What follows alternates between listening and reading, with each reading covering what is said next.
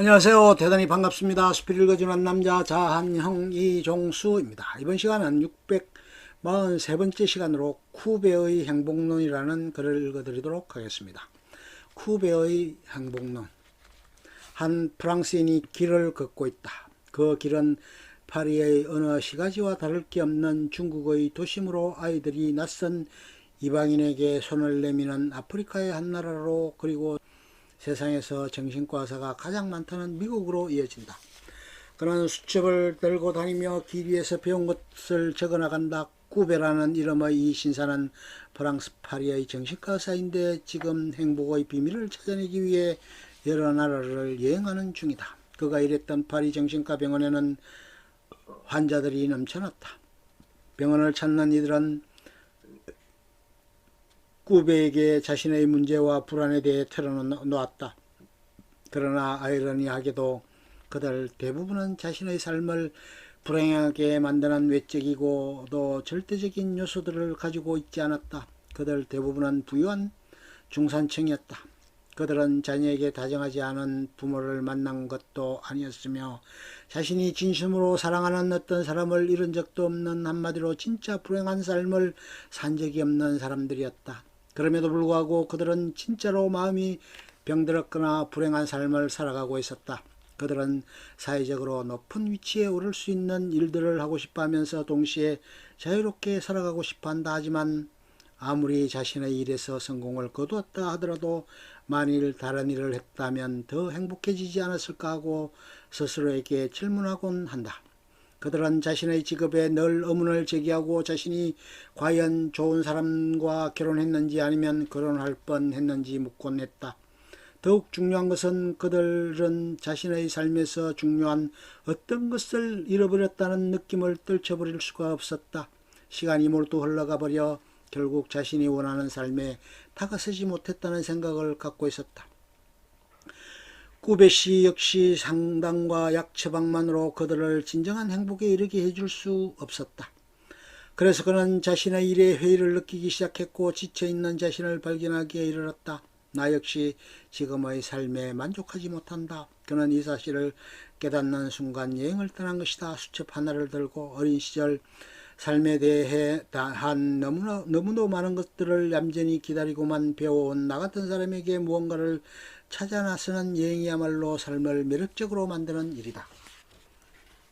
그가 처음으로 택한 여행지는 중국의 어느 대도시였다. 그 도시 또한 파리와 별 차이가 없었다. 모두가 바쁘고 하나같이 심각하고 굳은 표정의 얼굴들을 하며 길거리를 지나갔다.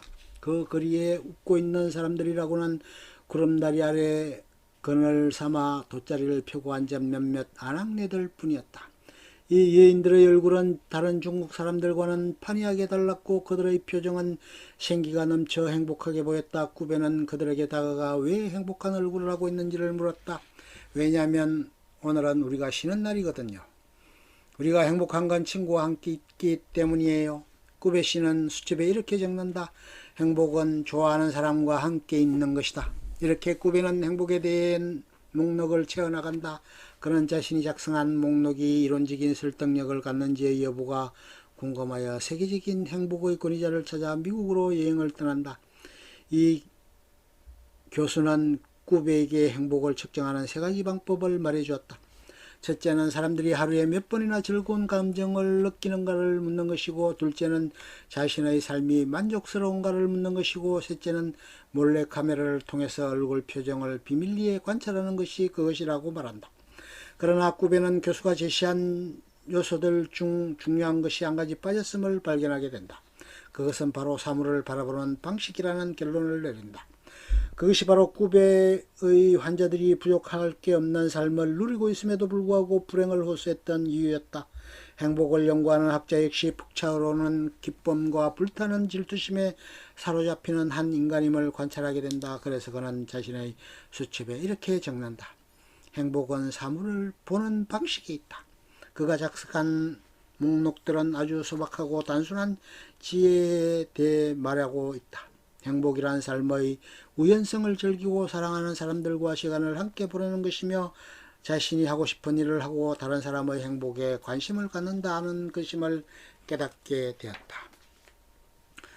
구배는 이러한 깨달음을 가지고 먼저 번 중국 여행에서 만났던 한 노승에게 다시 찾아간다. 노승은 정말 마음 공부를 잘했다고 칭찬해 주면서 그와 함께 숲속길을 걸으며 고대의 지혜에 대해 언급한다. 노승은 침묵 속에서 구배에게 태고적부터 있어온 한 가지 영원한 진리를 전달하고 있었다.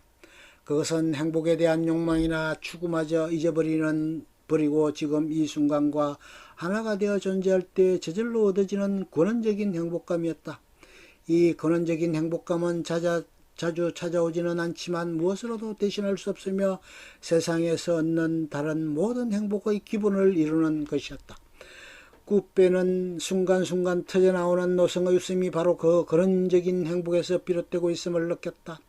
여행을 마치고 돌아온 구배는 정신과 의사일을 다시 시작한다.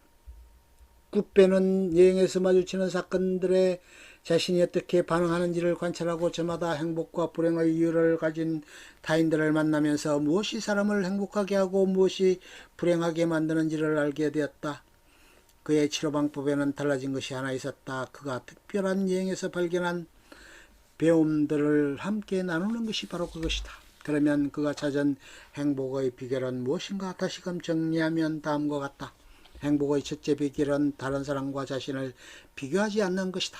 대개 자신의 삶에 만족하지 못하는 사람들은 남과 자신을 비교하기 때문이라는 것을 알게 되었다. 둘째, 행복의 비결은 자신이 좋아하는 일을 하는 것이다. 셋째는 땅과 채소밭을 가꾸는 것이다.